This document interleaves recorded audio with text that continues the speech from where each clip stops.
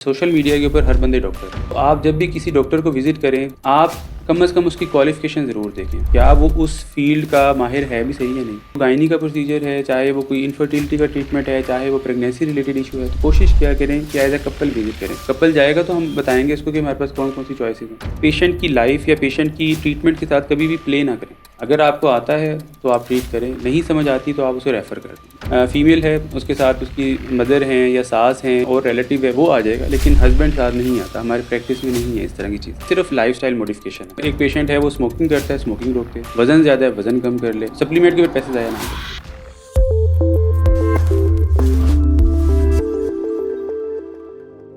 अस्सलाम वालेकुम ख़वातीन व हज़रात, उम्मीद है आप सब खैरियत से होंगे। मैं हूँ खाकान बंदेशा और आज हमारे साथ स्टूडियो में मौजूद है डॉक्टर मोहम्मद हारिस, जो कि गायनोकोलॉजी की फील्ड में लाहौर और बहावलपुर में अपनी खिदमात सर अंजाम दे रहे हैं। आज इनसे जानेंगे वुमेन हेल्थ के बारे में, कुछ इंपॉर्टेंट सवालात के बारे में, और इनसे पूछेंगे आपकी क्वेरीज के जवाब। अस्सलाम वालेकुम सर, कैसे हैं आप? वालेकुम सलाम। Thank you so much for having me today on your platform. Sir बहुत शुक्रिया, आज आपने टाइम निकाला हमारे साथ बात करने के लिए। तो सर हम अपनी गुफ्तगू का स्टार्ट करते हैं। हम बात करते हैं सबसे पहले PCOS की, क्योंकि PCOS जो है आजकल बहुत कॉमन है। इसके बारे में बात तो आजकल होती है, इसके बारे में कैंपेन्स भी चलती हैं, अवेयरनेस कैंपेन्स। आप इसके बारे में थोड़ा सा हमारी आवाम को गाइड कर दें कि ये कैसे होता है और ये इनफर्टिलिटी को कैसे कितना रोल प्ले करता है। सही। अच्छा, PCOS जो है ना, एब्रीवेशन है पॉलीसिस्टिक ओवेरियन सिंड्रोम। अगर हम इसकी कॉज की बात करें तो हमारा जो लाइफस्टाइल है, जिसके अंदर लैक ऑफ एक्सरसाइज है, जंक फूड का इंटेक ज़्यादा है। अब इससे होता क्या है, ओबेसिटी। आपको जो है ना, जैसी ओबेसिटी होती है तो आपकी बॉडी के अंदर इंसुलिन की जो सेंसिटिविटी है वो कम हो जाती है, या बॉडी इंसुलिन के खिलाफ रेजिस्टेंस पैदा कर लेती है। और अल्टीमेटली मोटापे की वजह से सिर्फ आपकी ये जो फीमेल साइकिल है यही डिस्टर्ब नहीं हो रहा होता, इसके साथ और भी चीज़ें हैं, जिस तरह आपको डायबिटीज़, हाइपरटेंशन, सारा कुछ साथ साथ चल रहा था। तो ओबेसिटी खुद एक क्रोनिक डिजीज़ है जो काफ़ी सारी चीज़ों को लिंक करती है। उसी की वजह से आपको PCOS भी आता है। अब PCOS में होता क्या है कि जो हेयर की हार्मोन्स इम्बैलेंस होने की वजह से हेयर की ग्रोथ ज़्यादा हो गई, और इसी तरह जो है ना आपकी जो ओवरीज है उसमें से एग रिलीज़ नहीं होता। तो अल्टीमेटली ये आपके जो है ना पीरियड्स और इन सारी चीज़ों को डिस्टर्ब करना स्टार्ट करती है। अब इसको डायग्नोज करने के लिए हमारे पास जो क्राइटेरिया है वो रोटरडम क्राइटेरिया। उसके अंदर 3-4 चीज़ें हैं जिसको हम देखते हैं, उसके बेस के ऊपर हम डायग्नोसिस बना लेते हैं। अब अगर हमने फ़र्ज़ करें डायग्नोसिस बना लिया, मार्केट के अंदर जो है हमारी जो जिन गाइडलाइंस को हम फॉलो करते हैं, जिस तरह रॉयल कॉलेज है, अमेरिकन गाइडलाइंस हैं, WHO है, कहीं पे भी ना कोई ख़ास कोई सप्लीमेंट की बात नहीं की गई कि अच्छा जी ये सप्लीमेंट लेंगे तो PCOS ट्रीट हो जाएगा, ये खाएंगे तो इससे ये हो जाएगा। तो एक तो पेशेंट्स को चाहिए कि इन सारी चीज़ों से बचें, अपना लाइफस्टाइल मॉडिफाई करें। इसका जो टॉप ट्रीटमेंट है वो लाइफस्टाइल मॉडिफिकेशन। अब लाइफस्टाइल मॉडिफिकेशन में क्या होता है कि फूड इनटेक ऐसा हो जो कि हेल्दी हो, आपकी जो है ना डेली रूटीन के अंदर एक्सरसाइज शामिल हो, और हर गाइडलाइन ये बात के ऊपर एग्री करती है कि अगर आप 5 to 10% अपना वेट रिड्यूस कर लेते हो तो आपका PCOS कह लेंगे 70 to 80% जो है ना वो ट्रीट हो जाता है। दूसरी आपने बात की कि इनफर्टिलिटी। ऑब्वियसली जब आपके जो है ना ओबेसिटी आएगी और ये सारी चीज़ें, आपका जब मेंस्ट्रुअल साइकिल डिस्टर्ब होगा तो उसकी वजह से इनफर्टिलिटी आना स्टार्ट होती है। हो क्या रहा है कि आपकी ओवरीज के अंदर जो एग बन रहे हैं वो हर साइकिल के अंदर रिलीज़ नहीं हो पा रहे। जब वो रिलीज़ नहीं होंगे तो आपको जो है ना प्रेगनेंसी अचीव करने में मसला होगा। तो पहला फिर वही बात, ट्रीटमेंट आपका लाइफस्टाइल मॉडिफिकेशन। लाइफस्टाइल मॉडिफिकेशन के बाद कोई सप्लीमेंट भी हैं, और डिपेंड करता है कि अगर आपको 1-2 साल के बाद भी फर्टिलिटी अचीव नहीं हो पा रही ड्यू टू PCOS, तो फिर आप इनफर्टिलिटी सेंटर जो है वहाँ पे विज़िट करें और अपना चेकअप कराएं।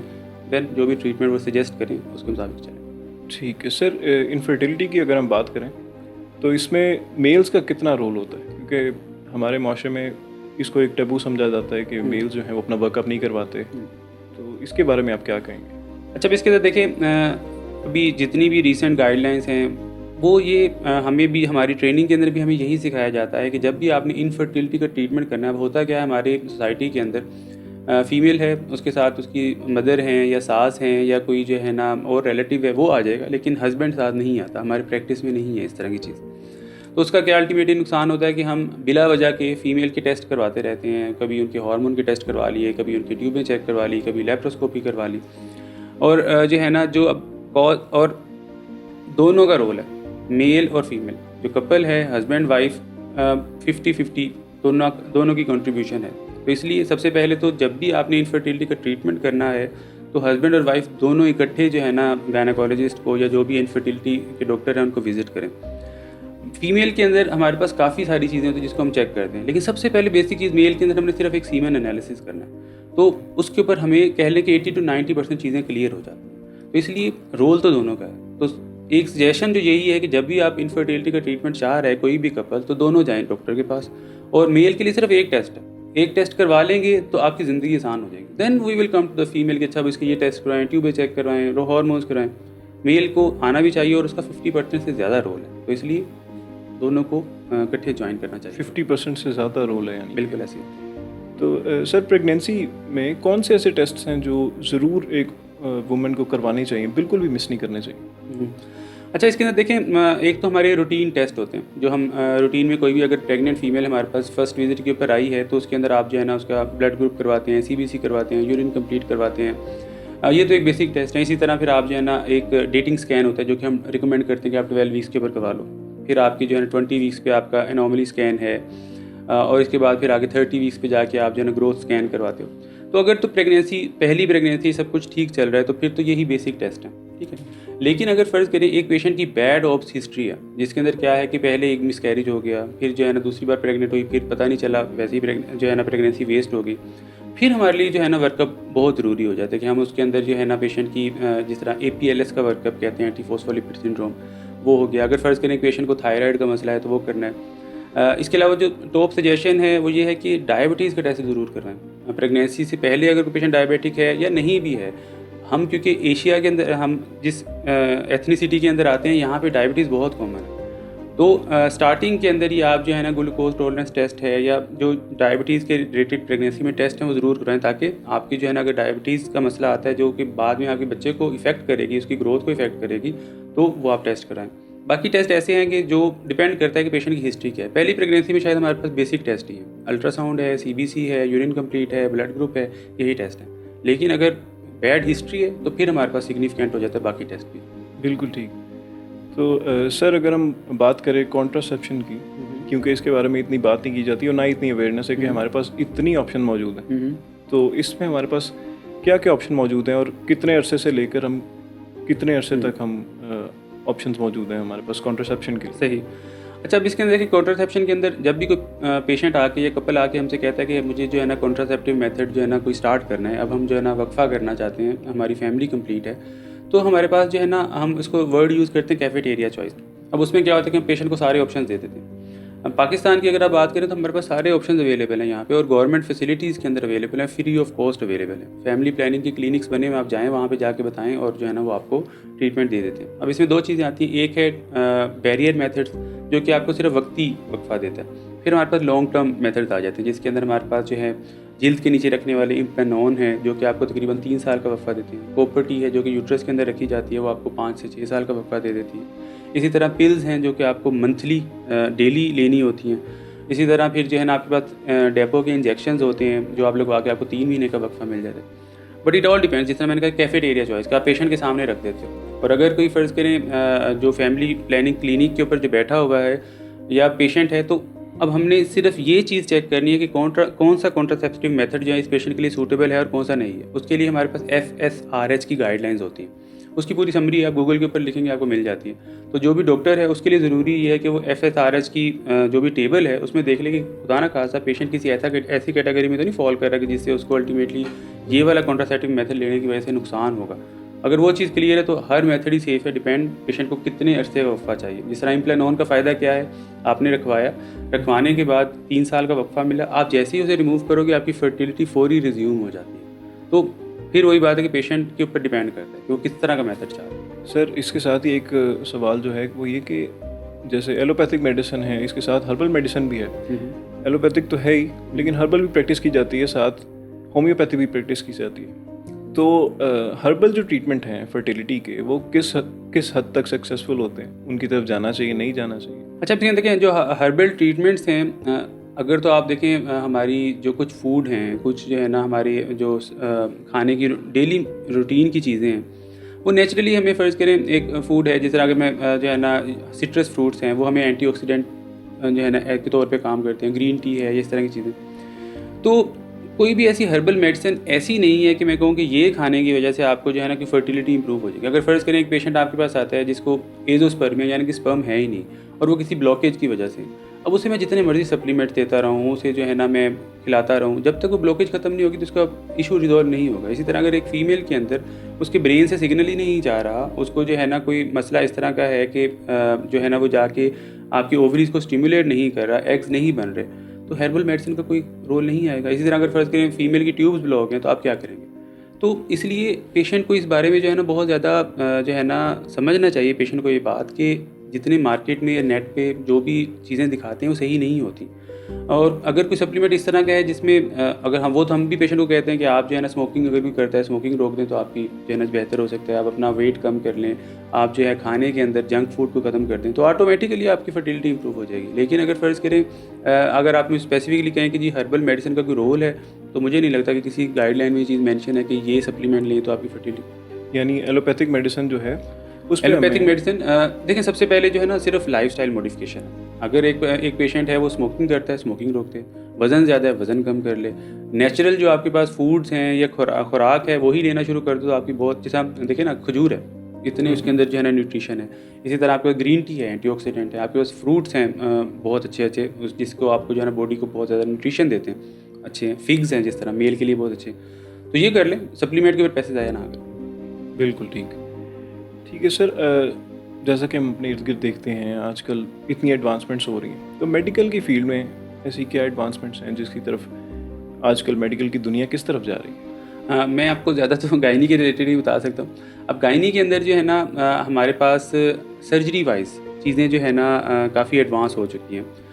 ओप्स की बात नहीं करेंगे क्योंकि ओप्स के अंदर हमारे पास जो ट्रीटमेंट्स हैं, जो सर्जरीज़ हैं, वो इस तरह की हैं कि उसमें तो हमें पेट खोल के ही ऑपरेट करना पड़ेगा। जिस तरह अगर सिजेरियन करना है, बेबी डिलीवर करना है, तो ऑब्वियसली सिजेरियन के लिए पेट जो है ना वो हमें इंसिजन दे के ही करना पड़ेगा। लेकिन गायनी का कोई ऐसा प्रोसीजर मेरी नज़र से नहीं गुजरा जो हम लेटेस्ट ट्रीटमेंट्स के अंदर लेप्रोस्कोपी जिस तरह है उससे हम नहीं करते थे। जिस तरह यूट्रस के फाइब्राइड का कोई इशू है, यूट्रस को रिमूव करना है, कोई ओवेरियन सिस्ट है, ट्यूब्स टेस्ट करनी है, कोई प्रोलैप्स का इशू है, यूट्रस को आपने जो है ना सस्पेंड जो है ना फिक्स करना है, तो ये सारे प्रोसीजर लेप्रोस्कोपिकली हो जाते हैं। अब फ़ायदा क्या है, एक ऑपरेशन वो है जिसके अंदर मैंने पूरी एब्डोमन को लेयर बाय लेयर खोल के पेशेंट को जो है ना ऑपरेट करना है, और एक वो है कि मैंने सिर्फ की होल सुराख बना के जिसे कहते हैं ना आम ज़ुबान में, उसके ज़रिए मैंने ऑपरेट करना है। तो फ़ायदा क्या है कि पेशेंट को रिकवरी अच्छी है, ब्लड लॉस कम है, और जो है ना अगर आप इसको लॉन्ग टर्म में देखें तो इकोनॉमिकल भी है। इसके बाद लेटेस्ट जो नेक्स्ट चीज़ें आ रही हैं वो है रोबोटिक सर्जरी। रोबोटिक इतनी कॉमन नहीं है,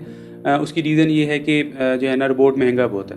जिस दिन वो थोड़ा सा इकोनॉमिकल होगा तो आप देखेंगे मुख्तलिफ सेटअप्स पे आ जाएंगे। अब मुझे तकरीबन जो है 7-8 साल हो गए हैं, मेरे सर हैं जिनसे मैं सीखता हूँ लेप्रोस्कोपी वगैरह, डॉक्टर मगान है। तो अब हम कह रहे हैं, हमने पेरीफेरी के अंदर इतने प्रोसीजर्स किए हैं, आप हासिलपुर, बहावलपुर, इवन लाहौर, तो कोई ऐसा प्रोसीजर मेरी नज़र से नहीं गुजरा जो हम लेप्रोस्कोपिकली नहीं कर सकते। हाँ, लर्निंग कर्व थोड़ा ज़्यादा है, अभी गवर्नमेंट सेटअप्स में आना स्टार्ट हुई है लेप्रोस्कोपी, लोग सीख भी रहे हैं, लेकिन दिस इज़ द एडवांसमेंट। और इसके बाद जो नई एडवांसमेंट है वो है इंटरवेंशन रेडियोलॉजी वाले जो कर रहे हैं। अगर फ़र्ज़ करें फाइब्राइड है तो उसके लिए माइक्रोवेव एब्लेशन कर रहे हैं। अगर आप यूट्रस को बचाना चाहते हैं, ऑपरेट नहीं करना चाहते, पेशेंट की एज कम है, तो यूट्राइन आर्टरी एम्बोलाइजेशन है, फाइब्राइड और इस तरह की जो है ट्रीटमेंट्स के लिए, तो ये कुछ नई ट्रीटमेंट्स हैं। लेप्रोस्कोपी है, रोबोटिक है, फिर इंटरवेंशन रेडियोलॉजी की कुछ जो है ना प्रोसीजर है। राइट सर, सोशल मीडिया पे आजकल हर जगह कॉस्मेटिक प्रोसीजर जो हैं वो ट्रेंडिंग में है। हम बात करें हाइट इंक्रीज़ करने की, हम बात करें बोटॉक्स की, विजुअल अपीयरेंस को इन्हांस करने के लिए बहुत से प्रोसीजर्स आजकल किए जा रहे हैं, ट्रेंडिंग में भी हैं। तो गायनेकोलॉजिकल हमारे पास क्या इसमें ऑप्शंस हैं? जिस तरह बाकी स्पेशलिटीज़ के अंदर जिस तरह की डर्माटोलॉजी है, प्लास्टिक सर्जरी है, उसके अंदर कॉस्मेटिक प्रोसीजर्स हो रहे हैं, तो सोशल मीडिया की वजह से अब जो है ना गायनी के अंदर भी हम कॉस्मेटिक गायनी के प्रोसीजर्स कर रहे हैं। मुझे भी 4-5 साल हो गए हैं इन प्रोसीजर्स को करते हुए, और अब जो है मैं इसके कोर्सेज़ और वर्कशॉप भी कंडक्ट करवाता हूँ ताकि ट्रेंड बंदे जो हैं इन प्रोसीजर्स को करें। अगर आप एक गायनेकोलॉजिस्ट से पूछें कि क्या ये नए प्रोसीजर्स हैं, तो ये कोई नए प्रोसीजर्स नहीं हैं। हमारे जो प्रीवियसली हम जो प्रोसीजर्स कर रहे थे उन्हीं को अब थोड़े फैंसी नाम देके आप जो है ना मार्केट के अंदर मार्केट कर रहे हैं। अब इसके अंदर आप अगर ये पूछें कि प्रोसीजर्स कौन कौन से होते हैं, अल्टीमेट गोल इन प्रोसीजर्स को करने का ये है कि एक कपल की, एक हस्बैंड वाइफ की जो सेक्शुअल हेल्थ है उसको हम इम्प्रूव कर सकें। अब उसमें डिफरेंट, या वल्वा की अपीयरेंस को हम इम्प्रूव कर सकें, जिसके अंदर डिफरेंट प्रोसीजर्स आ जाते हैं, जिस तरह के हुड रिडक्शन है, लेबियोप्लास्टी है, प्रीनियोप्लास्टी है। इसी तरह जो है ना वजाइनल टाइटनिंग के कुछ प्रोसीजर्स हैं जिसके अंदर जो है ना अगर हम फैंसी नाम दे दें तो आप जो है ना वो उसमें टाइटनिंग को थोड़ा कोई भी नाम दे के फैंसी वर्ड बना सकते हैं, अदरवाइज़ हम अपनी ज़ुबान में उसको जो है ना वजाइनोप्लास्टी कह देते हैं। इसके अलावा अब ये तो थे सर्जिकल प्रोसीजर्स ना, वजाइनोप्लास्टी, लेबियोप्लास्टी, हुड रिडक्शन। दूसरे नंबर पे आए थे नॉन इन्वेसिव प्रोसीजर्स जिसके अंदर हम लेज़र्स के ज़रिए क्या करते हैं कि जो हमारा वजाइनल टिशू है उसको रिजुविनेट करते हैं। रिजुविनेशन की वजह से क्या है कि उसकी हेल्थ या उसकी जो सेल्स की हेल्थ है वो इम्प्रूव हो जाती है। फिर जो है ना हमारे पास PRPs हैं जिसके वो भी उसका रोल भी यही है कि टिशू की हेल्थ को इम्प्रूव करें। फिर वल्वा की अपीयरेंस को या उसकी जो कलर है उसको इम्प्रूव करने के लिए डिफरेंट लेज़र है, जिस तरह के CO2 लेज़र है या कोई भी इस तरह का। तो अल्टीमेटली ये पहली बात तो ये कोई नए प्रोसीजर्स नहीं है, उनको थोड़ा नाम दे दिया गया है। लेकिन क्योंकि अब हम इनको कॉस्मेटिक वे के अंदर करते हैं तो इसको सीखना ज़रूरी है, क्योंकि इसके अंदर हमने अगर आप सीखोगे नहीं और आप डायरेक्टली जो है ना सोशल मीडिया, नेट या इधर से देख के कोई भी डॉक्टर, मेरी हमेशा यही सजेशन होती है डॉक्टर्स के लिए कि सीख के करें, क्योंकि इसके अंदर आपने एक कॉस्मेटिक रिजल्ट लेना है। इसमें पेशेंट को जो है ना कोई डिजीज़ नहीं है, आप एक कॉस्मेटिक प्रोसीजर करो तो इसको सीख के करो। अदरवाइज़ क्या होगा, अगर आप सीखे बगैर करोगे, सिर्फ नेट से देख के करना स्टार्ट करोगे तो आप जो है ना जिसे कहते हैं कि फ़ीमेल की जो बिल्कुल सेंसिटिव एरिया है उसको आप ख़राब करोगे। तो इसलिए सीखो, करो, और जो है ना ऑब्वियसली फिर वही बात है कि ये प्रोसीजर्स हो रहे हैं, जो लोग पिछले 25-30 साल से कर रहे हैं उन्होंने बुक्स भी लिखी हुई हैं, उन्हें पढ़ना चाहिए, कोर्सेज़ लेने चाहिए, ताकि आपको जो है ना एक अच्छा जो है ना आप प्रोसीजर कर सको। राइट सर, लास्टली मैं एक आपसे टिप कोई जानना चाहूँगा, कोई टिप हो जाए, या आप कॉमन मिथ्स जो देखते हैं, आप इतना आपका तजर्बा है, आप रोज़ पेशेंट्स के साथ डील करते हैं, तो कोई ऐसी टिप जो आप देना चाहें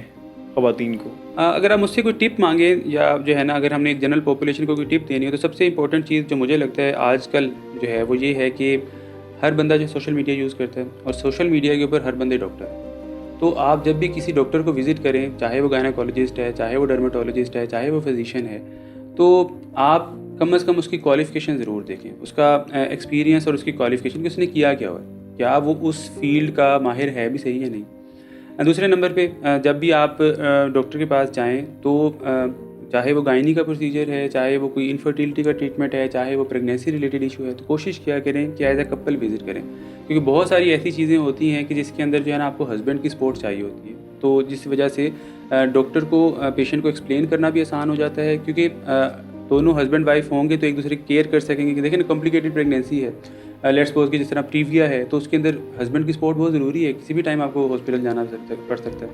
इसी तरह इनफर्टिलिटी का ट्रीटमेंट है, तो कपल जाएगा तो हम बताएंगे उसको कि हमारे पास कौन कौन सी चॉइसेस हैं। और इसके अलावा जो मैं अपने जो जूनियर डॉक्टर्स हैं जो इस टाइम जो है ना जिस भी स्पेशलिटी के अंदर हैं, मेरी उनको यही रिकमेंडेशन होगी कि सबसे पहले तो पेशेंट की लाइफ या पेशेंट की ट्रीटमेंट के साथ कभी भी प्ले ना करें। अगर आपको आता है तो आप ट्रीट करें, नहीं समझ आती तो आप उसे रेफ़र करें। दूसरे नंबर पे अपने आप को इम्प्रूव करते रहें, आप जो है अपनी क्वालिफ़िकेशन को इम्प्रूव, देखिए इसका कोई शॉर्टकट नहीं है। आप अगर आज मेडिकल ऑफिसर हैं, आप एग्ज़ाम्स दें, आप स्पेशलाइजेशन करें।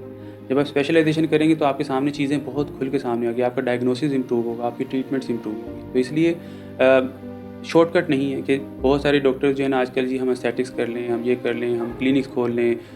इससे अल्टीमेटली क्या होगा कि ये शॉर्ट टर्म है, कुछ साल आपको फ़ायदा लगेगा, लेकिन अल्टीमेटली लॉन्ग टर्म में आप जो है ना ज़्यादा सक्सेसफुल नहीं हो पाएंगे। तो इसलिए शॉर्टकट्स ना ढूंढें और अपने एग्ज़ाम्स दें, टाइम पे एग्ज़ाम्स पास करें, अपनी स्पेशलाइजेशंस करें, जो भी सिनेरियो, बाहर से जाना है, अब्रॉड जाके करना है, पाकिस्तान में रह के करना है, तो अपनी जो आपने मेहनत की, MBBS किया, उसके बाद अब आगे स्पेशलाइजेशन ज़रूर करें, क्योंकि उसके बगैर आपका गुजारा नहीं है। तो अपनी जो है ना जिसे कहते हैं स्किल और अपनी जो क्वालिफिकेशन इंप्रूव करते हैं। और पेशेंट के लिए वही सजेशन है कि जिसके पास भी जाते हैं कम से कम उसकी क्वालिफिकेशन ज़रूर देखा करें कि वो क्या है।